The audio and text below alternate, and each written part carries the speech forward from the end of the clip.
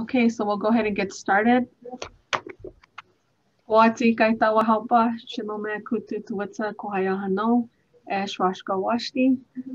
everyone. Thank you for joining us today for our Ayenta's webinar series.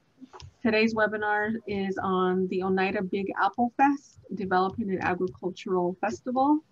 My name is Bianca Mitchell, and I am from the Pueblo of Acoma here in New Mexico, and I am Ayenta's Education Manager.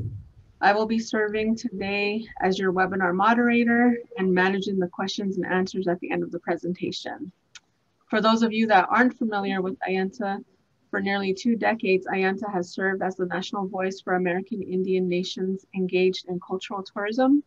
In addition to serving as the voice for Indian country, Ayenta provides technical assistance and training to tribal nations and native-owned enterprises engaged in tourism, hospitality, and recreation.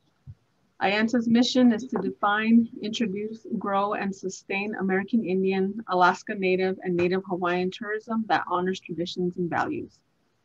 In addition to webinars like this, in partnership with the George Washington University, International Institute of Tourism Studies, Ayenta presents an online cultural heritage certificate program designed to help tourism professionals and tribal planners hone in their cultural tourism skills. The program will run from January 11th through February 28th, 2021, and registration is open to all individuals on our website at ayenta.org. You can just click on what we do, scroll down to the Cultural Heritage Certificate Program, and you'll find the information there as well as the registration link. Ayenta also provides educational opportunities for tribes through our annual American Indian Tourism Conference, or AITC. The 2021 AITC event will be held in Fort McDowell, Arizona at the Wekopaw Casino Resort on October 25th through the 28th, 2021. For more information on our AITC, please visit our website at ayenta.org/AITC for more information and to register for the 23rd Annual American Indian Tourism Conference. I'd also like to thank our partners for these webinar series, which is a Native American Agricultural Fund, for supporting today's webinar session.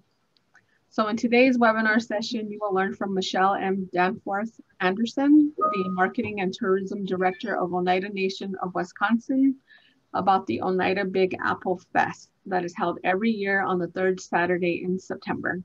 The Oneida Big Apple Fest invites the general public to celebrate the apple harvest in an historical themed event. The Oneida Nation created an experience that educates the public that the Oneida people came from the New York Territory, the Big Apple, and that Oneida apple orchards were burnt down after the Revolutionary War in retribution for the tribe standing with the colonists.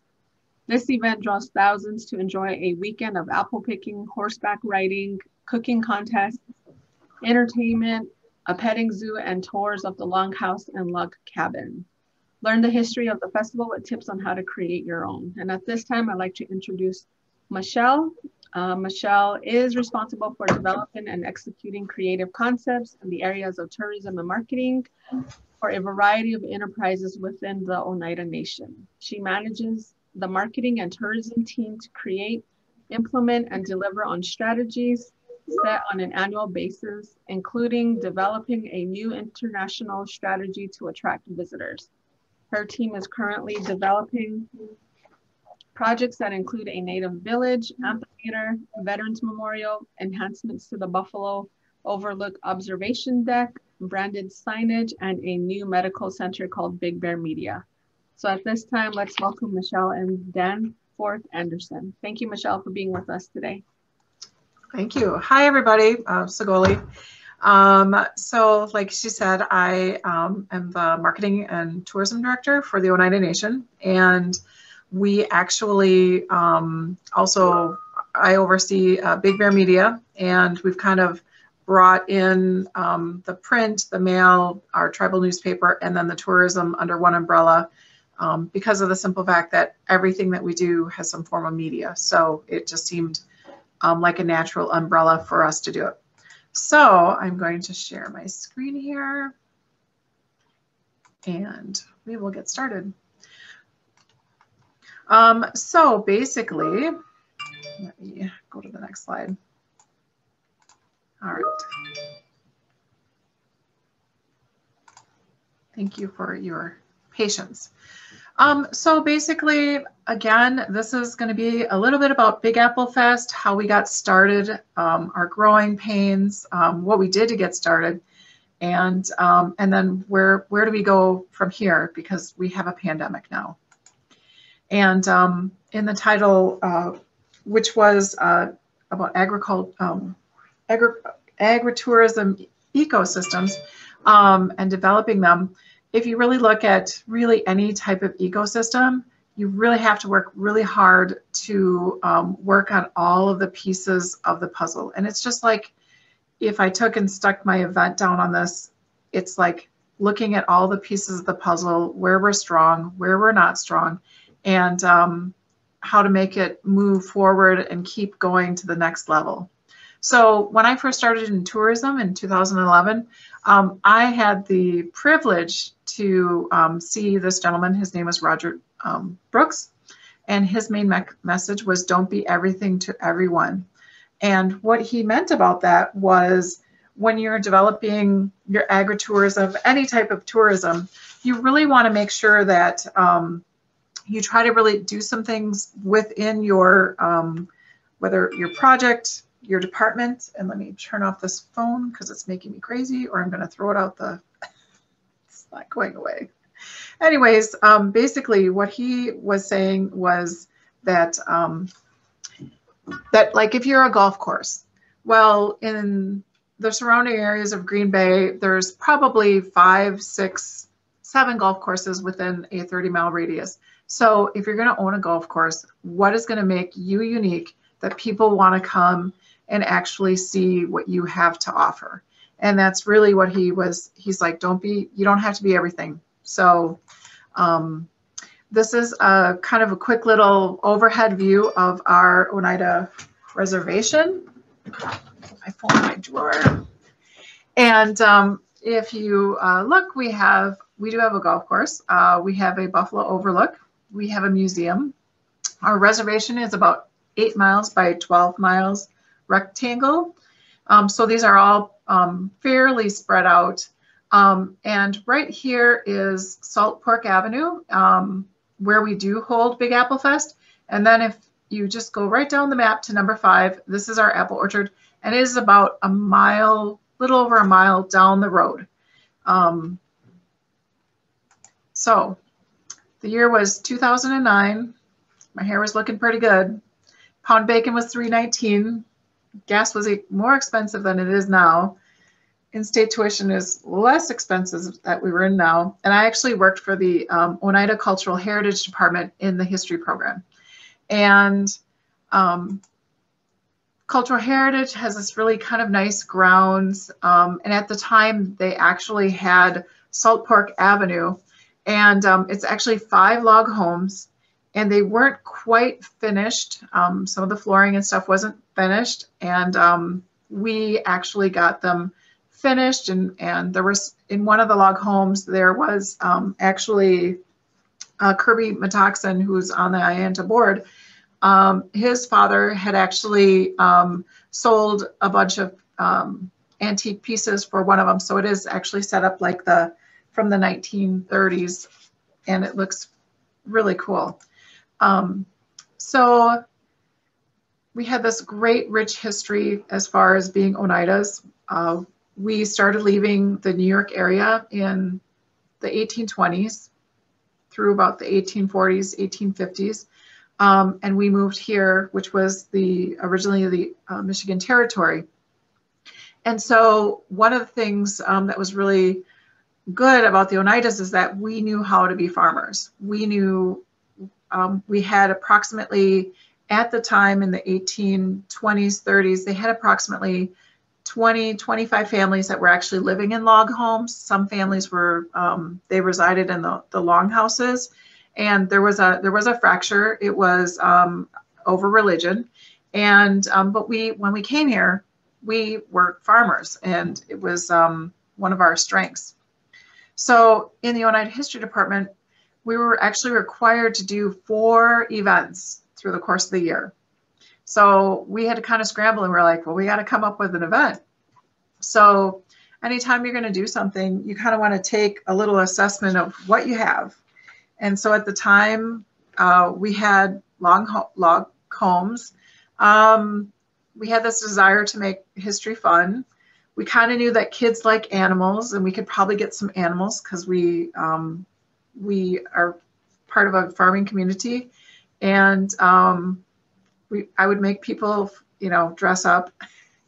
And then finally, I loved county fairs. Love county fairs. And they're just really expensive now, so it's really hard for families to actually go. So when you put it all together, farm animals and Indian tacos is like, yes, that would be the perfect combination. So we started kind of going down this path of like having kind of a fall festival. And so one of the things you kind of do if you don't have an event within your reservation boundaries right now is first kind of take that assessment of like what events are around you and when are they happening, because you don't want to compete with, like, for example, what's on the screen, Warren's Cranberry Festival. They get 100,000 people up in this little area up here, and up in Bayfield, might actually be over here. And so anyways, it's absolutely crazy. But then the other thing too is that there's other events that people have done, and you can take bits and pieces of other people's success and transform them into your own. So we were excited. We're like, okay, we're going to do this kind of fall festival thing. Except the problem was we didn't have any money. Like, really, well, we had about $500, but we really didn't have any money. And as everybody knows, to get a porta potty and some sound and just some of the basic stuff, I'm going to eat through that $500 pretty quick. So we really had to put on our thinking caps. And it was interesting because that right a mile down the road is that orchard, and it's not very well known. So we were like, well, maybe we could kind of team up with them. Again, they don't have any money either, but it was enough for us to actually go to the general manager at the time. Her name was Debbie Thundercloud, and actually say, hey, what if we put on this event and it will help promote the apple orchard? Because they love it when you say ROI. And my ROI to them was that I can get more people to know about the apple orchard, which will increase the apple sales over the course of a whole picking season. So then we had to come up with a name. So, and like Bianca said, we are originally from New York, and we did have large apple orchards. And so we're kind of thinking, we're like, oh, okay, so how are we going to make this work? And it was like New York, well, Big Apple. So then we were like, oh, New York, like New York to Wisconsin. So we were like Big Apple Fest. And that's when the Big Apple Fest was born. We had an open house to kind of test out the log homes in the summer. We were hoping that essentially 100 people would come, and actually over 500 people came. So we just kind of crammed everyone through there, and we're like, wow, this is going to be great. So we again looked at the calendar, looked at when different places were having powwows. We have the Brown County Fair here. We have Packers Family Night. We have a bunch of different events, so we really didn't want to compete with that. So we did it, we ended up doing it in September. The third week in September ended up being the perfect time because the Honeycrisp apples were actually, that's when they became the best. And so the apple orchard for us would hold off selling any type of Honeycrisp, which were fantastic apples, and people would come in and they would get mad because they were saying, sorry, those trees aren't open yet, and they would hold it for our date. So it was kind of this big opening of the Honeycrisp apples too. So in the first year, you know, because I was younger, we were all younger, we had decided that the day before Big Apple Fest, we were going to have like an education day. And we had, I think, 6 busloads of kids that came, and we kind of split them up and we rotated them around the thing. It was a lot of work to do before an event. So we kind of put the kibosh to that. It's still a great thing to do. It's just, it's too much work to do before an event. So my piece of advice is keep it simple and just focus on the event and not all these other things before the event. You'll pull your hair out. So anyways, because we didn't really have any money, we had a little bit of money. So we could get the horse and wagon, we could get the, we could get porta potties, we could get displays and different things. We had to really be creative with what we had. And what we had was, we had a barn that had wood in it. So we did buy a little bit of plywood, and we painted our own directional signs for the first year. And then in 2010, what we started to do was, we're like, okay, well, we have to add a little bit more. So the next year we had purchased this lovely apple press, and it made a lot of mess, and the couple kids got stung by bees. So we kind of learned a little bit about that over the next couple of years. Our arts program actually had a grant to do a reenactment, so that worked out perfect, and we had this really nice reenactment. We had a really fun apple pie competition. We brought the farm animals because I love goats, so every year we have to have goats. So then after 2010, I moved to tourism, and the nice thing was that I actually had access to room tax dollars and staff. And so we were kind of like, with the success that we had in 2009, 2010, we're like, okay, well, let's add a little bit more.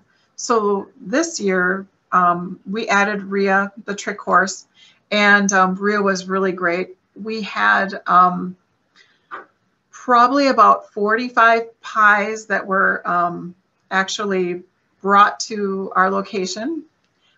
We got a little better signage, and we invited the farmers market to come, and they were really excited because they had actually sold, a lot of them sold out. It was just phenomenal, and we had a really nice turnout. This was kind of our site map of what everything looks like. The Longhouse was not there, it was just some poles. And but essentially we did some displays. The Oneida farm did a display of buffalo jerky tasting. So we took one of our entities and tried to promote that. And that was, you know, to help with the ROI. So the ROI from that year, our attendance was actually over 3,000 people, which was super exciting. And our apple sales were about 2,300.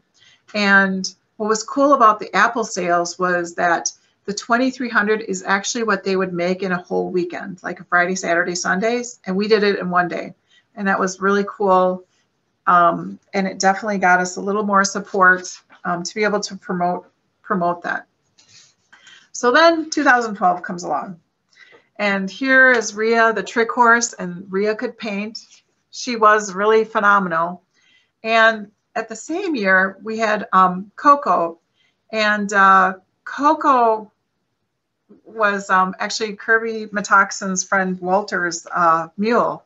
And she had quite the personality. So when Rhea would be performing, Coco would be like agitated in her stall that they had on the site.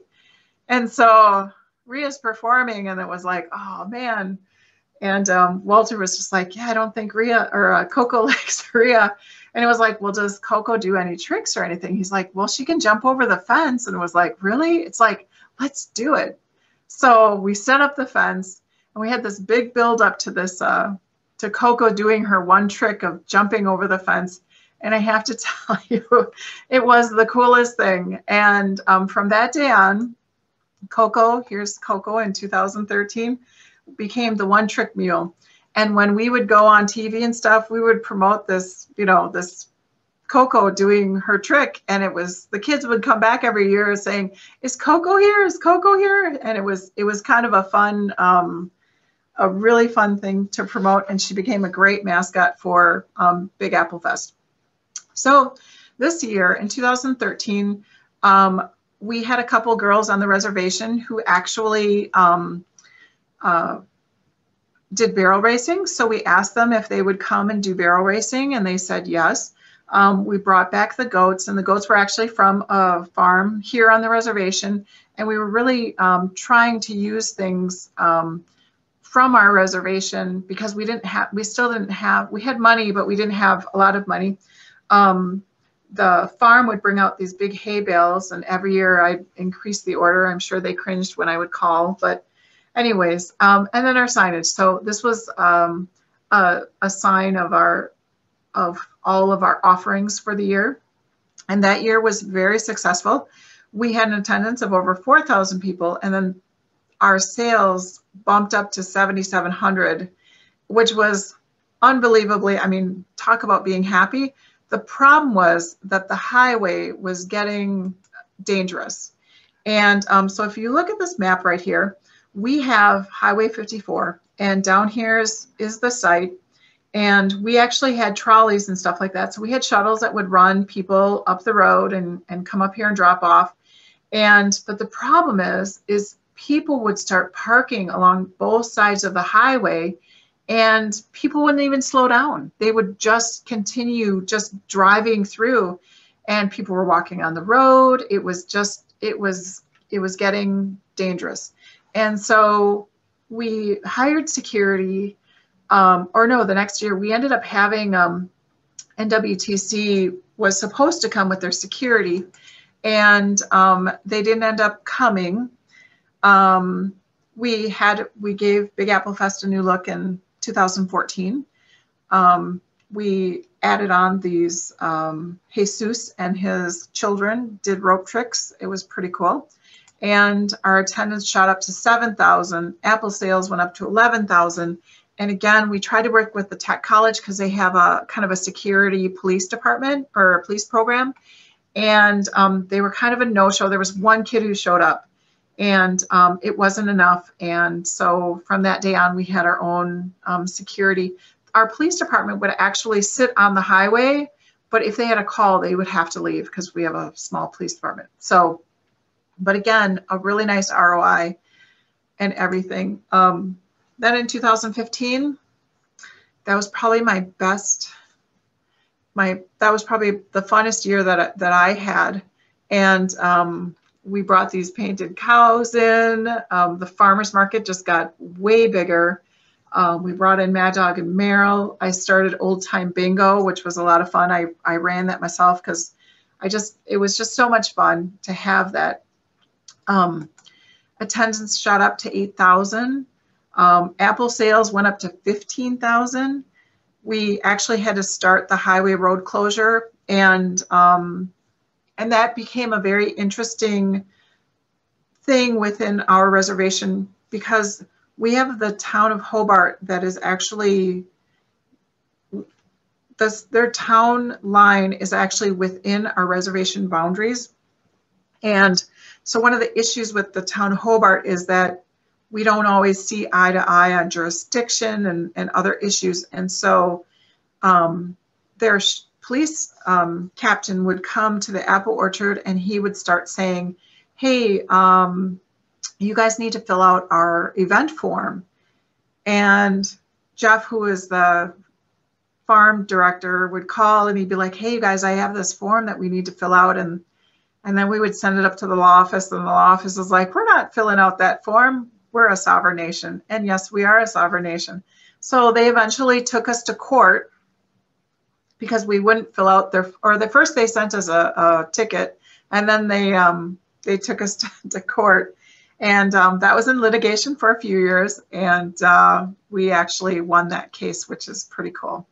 So one of our mishaps, though, when we started the highway road closure, so this is a learn by my example moment, is we were missing wayfinding signs to get down to the parking lots that we had. So if you hadn't been there before and you come up and the road is closed and you're not sure where to go. So we did hear from some people that they were not happy, and we politely apologized and definitely put it on the list for the next year. So 2016, again, we changed it up a little bit, and this is, I can't remember this gal's name, but Kirby Metoxen also drives buggies like this, so they came and did a presentation, and we did keep, you know, even though I was updating all my signs, we did keep a few. We have like 2 Big Apple signs on each side for one of our parking lots, and then I kept one sign from a sign that I had painted that's just in the back of a shed, but I don't want to get rid of it. So that year, our attendance was 8,000. Apple sales were 15,000. Again, it was pretty awesome. We were just like, we were rocking and rolling. And we were, there's little things that you start to change as far as now you have to have hand sanitizers, and we had to have signs up because Oneida or Wisconsin has agricultural laws stating that you have to put up these signs saying that you're not liable. And so some things to kind of think about when you're planning your event. In 2017, we brought in a different petting zoo, and those poor animals, I mean, they did the best they could to kind of limit the access, but I mean, with thousands of kids coming through, it was just a crazy day. And we also brought back, this is Carol Smart. She portrays Rosamond Okehill, who was not Oneida, but she was married to an Oneida, and she became the first Native woman doctor in Wisconsin. So we kind of started to bring back a little bit of the characters that made us who we were. And so that year was interesting because we ended up having apple sales that were around 11,000. It was 85 degrees out. So we're thinking that, you know, as we move forward, we're going to kind of level out probably around 11, 12,000, because we have people that have come already and they don't necessarily want to wait in line to get on the bus when they know they can come back and pick apples. On my display, I talked about the wayfinding signs, and literally this is a map of all the signs that we have on every, I mean, you have to think about every single corner. If you're gonna direct traffic to a certain location, the more signs you can have up, the better is, and people are happy because then they can find you. So then we get to our 10th anniversary, which was 2019, and our apple pie contest were just, I mean, this is crazy. This won best in show. It was just, so I had to use it. But our attendance was over 8,000. We were parking out of we had big grass spots where people could park, and we were filling all of those up. It was crazy, and good crazy, but it was like, wow, like, so we've kind of maxed out our space here, and it's something that we'd have to think about for the next year. In 2019, we also had the best public relations that we ever had. And we had, usually we could get, you know, 1-2 stations to come and cover our event, but we had all 4 stations show up. The Press Gazette showed up. It was just amazing. And it felt like, wow, all of this work that we've done over the years. And for us, the press coverage is just, it's a very important part of what we need to get out of this event. And the reason I say that is because there is this stigma that, you know, you guys have a casino, so you have money. And when we go on camera, the message that we're putting back is about literally, the part of the reason why we started this was because families couldn't afford to go to a county fair. And so we're giving back to families, and we're hopefully creating these really nice experiences for people to hang out with their family and friends and put down their cell phone. So that PR becomes priceless. And we worked very hard with the networks to try to build some sort of relationship with them.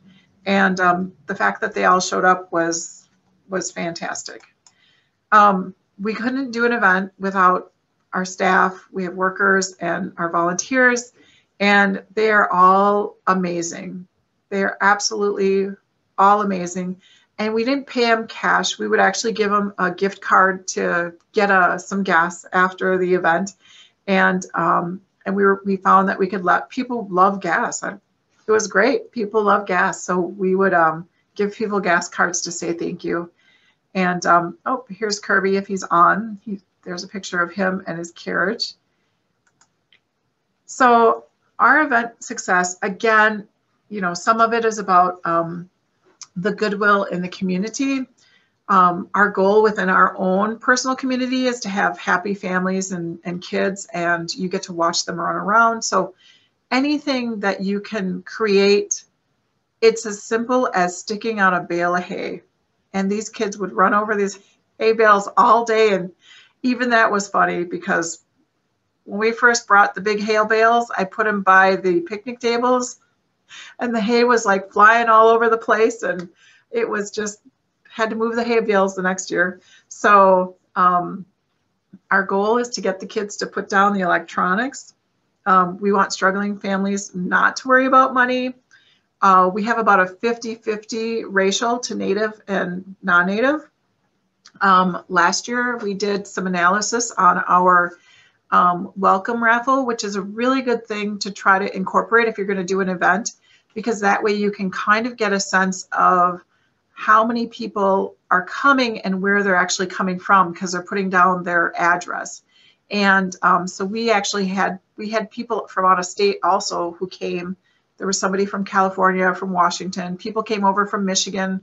The Michigan border is roughly about 45 minutes from us. And but really within that 60-mile radius, the main concentration was here around the Green Bay area. But it was really nice to see all of those people come. The other thing is we were able to increase the single day sales at the orchard, and then the pick your own apple sales for the whole season.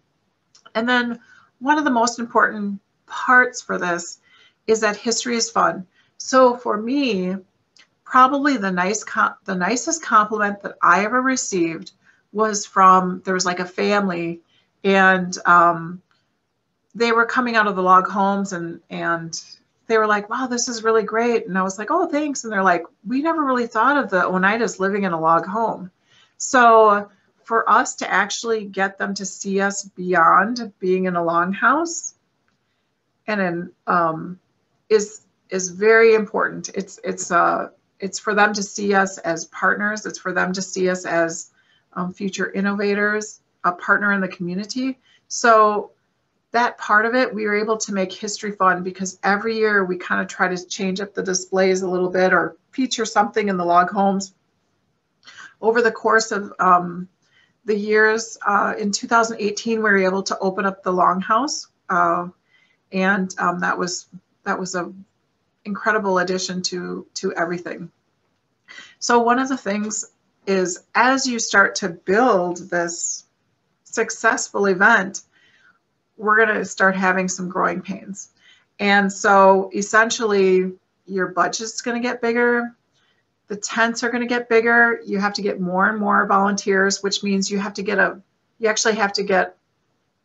staff person, and that's all they did all day long was check in volunteers and put people here and there and coordinate that. The transportation, we're at 5 trolleys and 4 shuttles. When we started, we had basically 2 shuttles. 2 shuttles from transit and 1 shuttle from gaming. You're going to have to spend more money on signage. You're going to have to spend money on security, because you should always, it's really important to, if your event gets probably over 500 people, it's really important to have somebody there that could be a first responder for you. We've had a couple of scares but nothing major. We've been pretty blessed. The road closures, we had to work with the Department of Transportation, and you have to fill out their forms and kind of go through their process. And but you also have to pay. So for us, it was like $5,000 to put up the road closure, those big signs that say road closing and are flashing at you. It was super expensive. Again, we paid workers with gas cards, and then we had some issues with the town of Hobart, but we won. Woohoo! So, but more money. Again, we are blessed. So, and then support was really, really important. So, anytime you can get your tribal leaders to come, get your tribal leaders to actually come and volunteer, it really helps. It really helps when you're going forward and you're saying, I need to spend $5,000 on a sign, and they understand why. So, and then it's 2020, COVID hit, and the bottom fell out, canceled. All of our work canceled. 5 of my staff members laid off, just gone. All of our events canceled. I mean, we had the powwow. We started doing weddings in the Longhouse. This was from the Agricultural Summit in 2019. It was our first outdoor dining event. Canceled. All of our tours, we had been working really hard to bring tours, and they were all canceled. And it was really sad because this summer we were supposed to do 7 Great Lakes cruise, those big ships, the cruise liner tours, and which was pretty cool because they were only going to go to a couple locations, and one of them was going to be ours. So after you cry a little bit, you have to pick yourself up, and it's like a phoenix rising from your apples, right? Because we have to, I want to make that funny. Anyways, so we have to rise up, and we have to figure out COVID is not going away. I need to do something about social distancing, and it's time to get really creative, because now I'm back down to essentially, I'm down to me.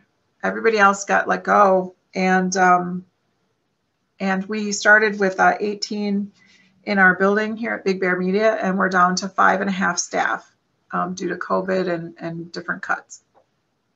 So we decided to get creative, and in the front of our building, it looked like this. There was a wall, and we had an office manager who's no longer with us, and this was her spot, and she would meet people at the door. So we took down the wall, we took down her desk, we took everything out of there, and I was like, so we could kind of make a makeshift visitor center. And we're just starting off, so we've just kind of put things there with no definite reasoning, just to kind of say, okay, well, we have this and we have this, and when we have time between doing our other stuff, we try to go there. We still have a longhouse, so there must be something I can do in the longhouse that's more social distancing. And then we have the log homes. So, and again, what can we do with those? I have 3 things. So what we ended up doing was we ended up getting basically Harry Potter creative.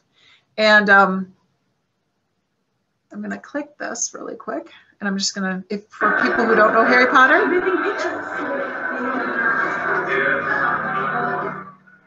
they are talking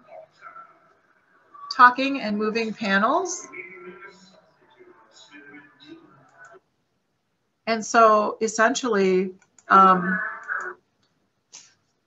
what we did was we decided, hey, wouldn't it be cool if we could do these talking panels in our log homes? And in log home number 1, we have Chief Daniel Bread, who, this is Chris Paulus, and he is actually, this is like his great-great-grandfather, which is crazy because they actually look pretty close. And then across the log home, I have some panels on the wall talking about John Archicott, who was a Bureau of Indian Affairs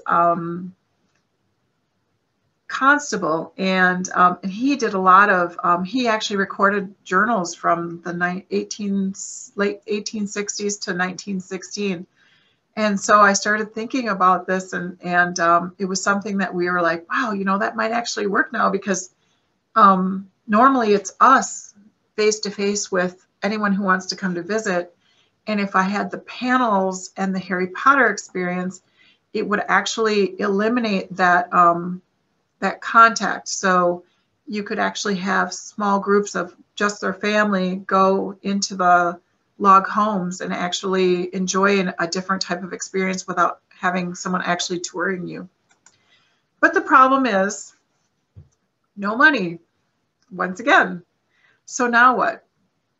Well, I ended up applying for the state of Wisconsin Tourism Cares Travel Stimulus Grant, and I didn't get it. So, however, I got a phone call from them saying, Michelle, we were really interested in your project and a couple of the elements of your project. We have other funding that might be able to help them, which is something that you should also check with your state agencies, because so the one area, they had visitor center money, and it's a reimbursable grant. It will also help pay for a staff person. It'll help pay for different types of collateral pieces or panels, anything like that. And then after I got off the phone with them, and there was some advertising stuff that they were kind of pitching to me too, that I have to come back with them. But then I was sitting there thinking, and I was like, wow, you know, that's CARES Act money. And I was like, our tribe has CARES Act money that they need to spend. And I was like, what the heck? So I applied, and I got the grant. The only catch, you got to spend the money before December 31st. So it was a quick scramble to actually bring back one of my staff people on a contract to do all the production and write the scripts. And we've been working on that for a couple of weeks. And he's actually, right now, as we speak, he is filming one of the panels. The log home that had the Daniel Bread and the John Archicot. In the middle, we decided to put a third panel on the other wall. And what's going to happen is Daniel Bread is going to be a painting when you walk in, and then it's going to be all like activated by your movement. And then all of a sudden he will come alive. And if you're kind of looking around, he's going to be like, hi, hey, I'm over here, the handsome, rugged Indian man. And then John Archicot's going to reply and say, handsome. And he's going to be like, yes, I'm over here. Come on over. And then John Archicot's going to say, hey, do you have one of my journals? I need it back. And you're going to actually be able, because we have this, we're going to do speakers, you're going to actually be able to hear him walk over through the painting with a bunch of people sitting at a table over into Daniel Bread's painting, grab his journal, and he's going to walk back. So that's how we're kind of going to work that. And then, so that's going to work out fabulous. So for us, really quick, because I want to make sure we have time for some questions and stuff. So for us, you know, the future is to try to keep the dream of tourism alive and don't give up. I've never given up. I've gotten sad, or I've gotten mad, or I've taken a diversion, but I am like the river. If I run into a rock, I figure a way around it. So, and for me, it's to not give up on tourism, because I don't want to see our department ultimately go away. I think we've done amazing work, and we're just going to have to rebuild slowly. For us, we're going to keep a small presence in advertisements, because out of sight is out of mind. And I want to make sure that we've only done a couple of publications this year, and then some rack cards in the gas stations to keep that picture of Native America kind of still in your face, even though we're not, you know, doing as much as we're doing. For 2021, we're probably not going to be doing events. We might do something in the fall. You know, the other thought is I have a good group here, so we sit and talk about ideas and stuff. Even if you're in the print area, you're still part of Big Bear Media, so we're all part of the same family. Whether it's something about, you know, Three Sisters Gardens or June Hanqua Farm has white corn and really helping them with their harvest. We have aquaponics. It's probably not open. It's not open right now. The Buffalo Overlook, you know, cooking classes. What is the things that you can do outdoors? Because that really is part of the uptick in tourism right now. Is it's got to be an outdoor event, so you just don't want to be a super spreader. The other area that we are doing is we are working on different videos, website. We are learning 3D printing, and a printer today costs roughly around $359. And so for us, what we are going to do is 3D printing is kind of a wave of the future. And what we're going to do is in the corner of this picture, that's our first baby Yoda that we printed. Very proud of that.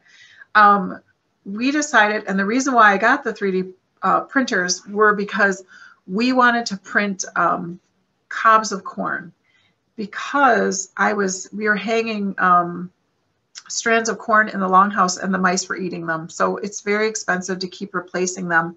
And so we thought, well, maybe we could do something with 3D printing. So we're just in the beginning phases of learning how to print and doing those things. We're going to keep trying to do stuff on social media, mainly Facebook for us. And that's about it. That's what we have going on. So I welcome any questions that you might have. And I think I will stop sharing the screen, I believe, and let Bianca allow you to do that.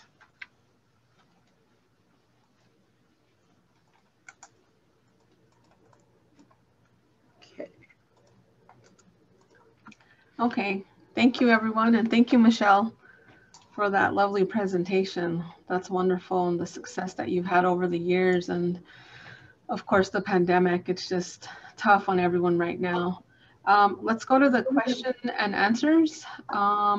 We do have one question from Sophia, and it says, congratulations for this event and for the presentation. She has a question in regard to how many people, staff, workers, volunteers work for your event? Well, let's see. I think last year we had probably between 50 and 60. When we started though, it was we probably had a total of maybe 10 people. So what we ended up doing was, as the event started to grow, we ended up putting tents at, we had 2 parking lots, one on each side. And we would put a little tent there, just a pop-up tent. And we would have that the welcome raffle. And then also the people actually saying, hi, how are you doing? And giving you this welcoming, where we could give them kind of a map of the things that are happening for the day. So it's really, I think that's one of the most important things, is to have somebody that's there as your host to welcome you to the event. It goes a long ways. Great. So is there anyone else that has any questions in regard to Michelle's presentation today? Let's see, we do have one. Do you incorporate tribal artisans into the Apple Fest? We do. We actually, so we have the Oneida Basket Guild, they come. We had, in the past, we had potters come, and they would do pottery demonstration and let the kids do pottery. When we first started, we did, there was ladies who actually made lace, and they would be in one of the log homes. Judy and Betty, they were awesome. We do, and the farmers market is probably about, I want to say at least like 50 booths now. And if you're a native artisan, you can just essentially, we just let you in to be part of that row, so you can sell whatever it is you want to sell. I have another gal who comes and she charges for it, but she does like airbrushing and does the airbrush tattoos. It's all different like walks of artists. So it's pretty cool, and I'm very flexible. So most of the time they would be like, well, you have to be in the farmer's market, but we've been, we allow people in. Okay, and we have another question. Do you work with tour buses? We do work with tour buses. We haven't specifically for Big Apple Fest, but I test piloted a tour bus 2 summers ago for the Oneida Powwow. And it was hard because if like when you go to the powwows, families have their certain, areas where they sit. So we ended up taking up a corner of a space underneath one of the tents, and it was okay. The families, they didn't care, because we just kept explaining to them, hey, they're only here for a little bit and then they're gonna leave. And they did. And then it was great because everyone, as soon as the people left and the bus was like, hi, thank you for coming, and they all had a fantastic time. Everybody in the area, because they all knew they were all waiting, they all helped us break down the chairs and put them back where they needed to be to get picked up. So it turned out to be really well. But I would do Big Apple Fest. It's a really nice, it would be a nice thing for elders. Okay, we have one more question. Have you considered using a CERT team, a tribal community emergency response team at or other level can help with logistics, security, traffic, or parking? With these people on site, they can respond to emergency response. So I was lucky enough to have Rich Figueroa on our staff. And Rich actually came from security, and actually right now he's working in emergency management because of the COVID-19. And so he actually coordinated all of that for us, that was like his area.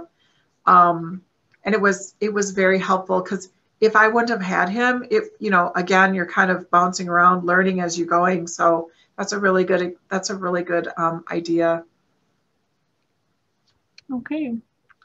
Well, I'd like to thank you again, Michelle, for joining us today in our IENTA webinar series.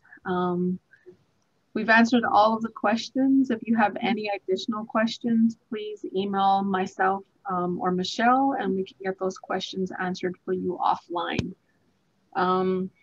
Again, we will be posting this webinar recording on our website. If you would just go to www.ienta.org/webinar/series, you can find the upcoming webinars and registration links there. And again, we will email you the recording as soon as we have that available. Also, if you want to become a member of IENTA and get our information, you can also visit the website at ienta.org/membership, or email Gail Shihak, membership and outreach coordinator, which I've listed her email address in the chat box. Again, we have thank you, great presentation in the comments for you, Michelle. It was interesting, thank you. So yes. Yes, maybe we'll have to come back and talk about the Harry Potter project and see how it actually went. Yes, yeah. There you go. Okay, thank you all. You all enjoy the rest of your day. Thank you. Bye-bye.